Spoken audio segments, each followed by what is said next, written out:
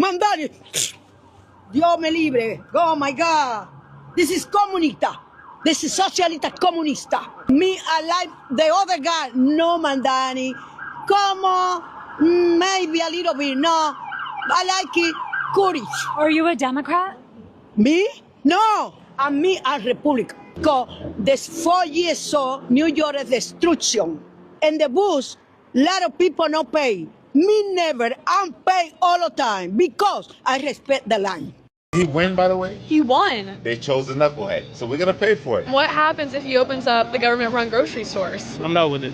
Oh, you don't like the government-run grocery stores? No. $30 minimum wage. Can you explain how that might affect businesses? We're going to hell. It's over. How are they gonna make payroll? It's just about all the policy that he tried to do, increasing the workers and the taxes. It's not good. The minimum wage doesn't help the worker. It just helps the system. Pay more money, more taxes, prices go up. Overnight, half of them will go out of business. Well, I'm in a blue state, I'm sorry, but I've been red my whole life. Democrats have always ruined, steal, rob, and lie. Any thoughts on having him for 4 years? What I can do is just swallow and try to face it, but it's not easy. We're cooked. We're on the way to becoming a communist The state. city's in trouble.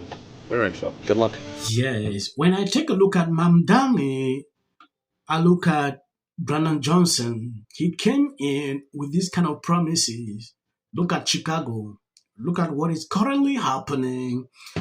There are a lot of videos on social media about this guy that I've seen extremely concerning.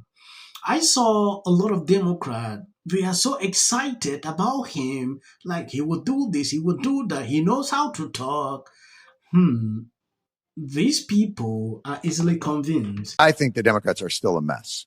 I truly believe they're a mess just because there is, what this shows to me is, again, there is this underlying potential energy within the United States of America that is much larger than I think any of us could have imagined.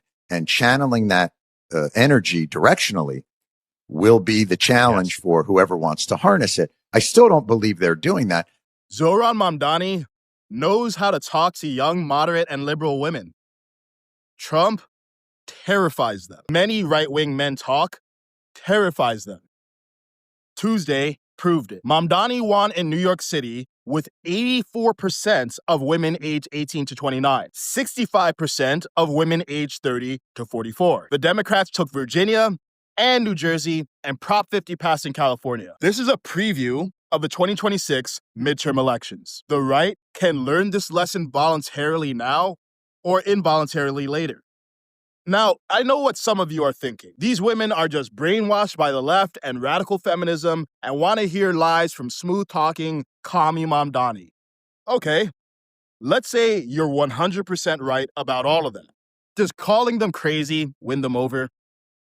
Will dismissing them change a single vote? We're 10 months into Trump's presidency. The media has been against him every step of the way.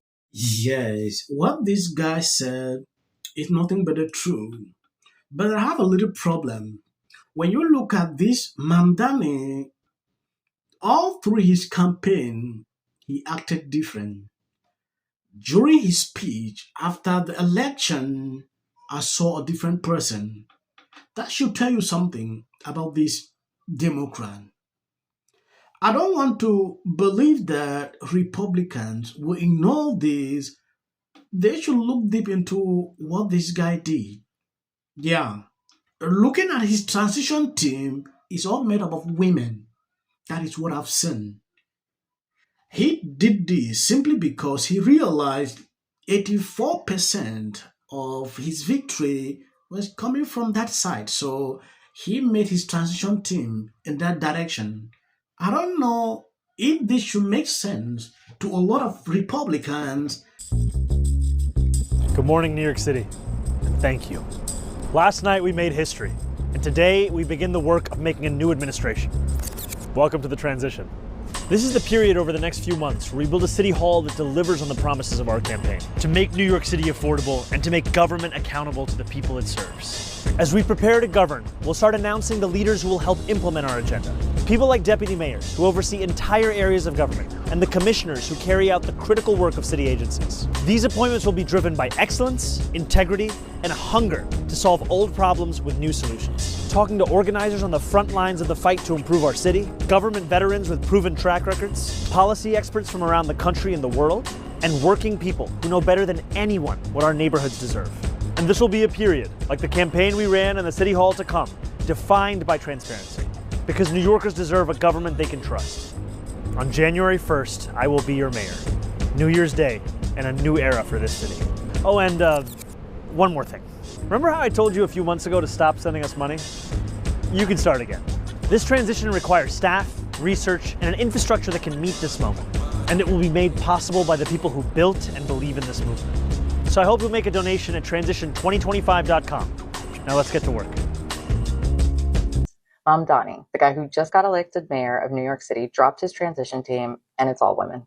Yep, every single one. And honestly, it's pretty badass. Alana Leopold's running point as executive director. He's got co-chairs like Maria Torres Springer, who used to be first deputy mayor, Lena Khan from the FTC, Grace Bonilla from United Way, and Melanie Hartzog, who's a deputy mayor for Health and Human Services.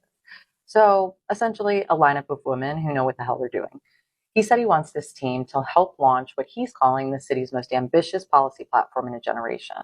And that's a pretty bold statement. His campaign promises were wild, but in the best way.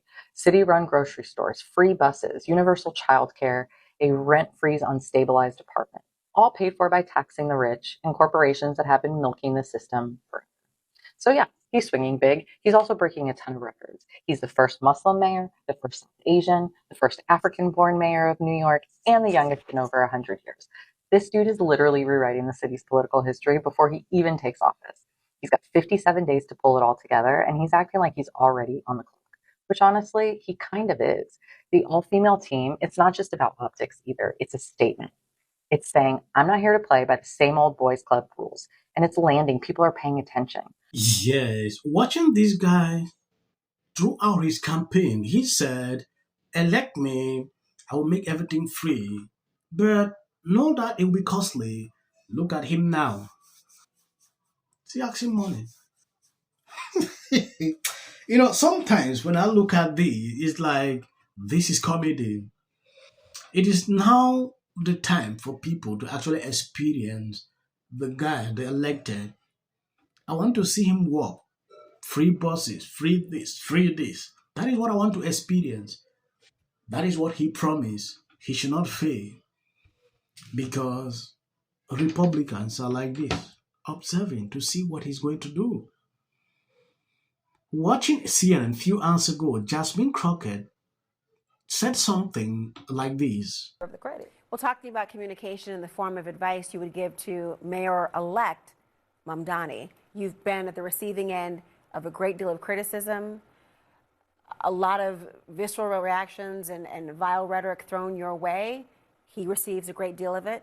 What is your advice to Mamdani? Listen, I don't know that he needs my advice. He has been a master, and frankly, he could do a master class for all Democrats on communication, whether you're talking about speaking with passion and heart and just talking to the working class, not worried about the billionaires. They're going to be fine. In fact, the better that the working class does, the better they do. That means that they've got the employees that they need to make the profits that they need, and ultimately we are the ones that spend the money. I don't think he needs me. What I think is that our party needs to learn from Mamdani. They need to learn about organizing people on all levels. They need to learn to talk to everyone and not just those double Ds or triple Ds, which are the people that always come out. They need to not necessarily give up on anybody. They need to go the places that they aren't used to seeing Democrats. Like one of the things that I did on the presidential is I kept telling them, send me to rural America. I have things that I need to say. I believe you heard her. This guy is now an example in the Democratic Party. The party need to learn from him. That is according to a ghetto Democrat, Jasmine Crockett. Amazing, right? This has nothing to do with the midterms.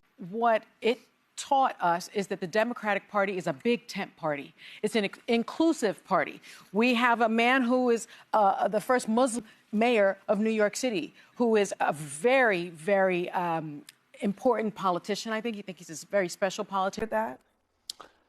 I mean, these are off-year elections in blue states. And I was expecting Democrats to win. I think a couple things can be true. Number one, it's easy to overread this. These are blue state elections. You had a proposition on the ballot in California that was supported by the Democrats. They run California. New York City is a liberal city. It's easy to overread this. I wouldn't overread it. Virginia, in particular, has never been a great bellwether. I don't think a lot of folks had a lot of confidence in the Virginia campaign. Talk is cheap. It is now time for actions. Let's wait and observe what he's going to do.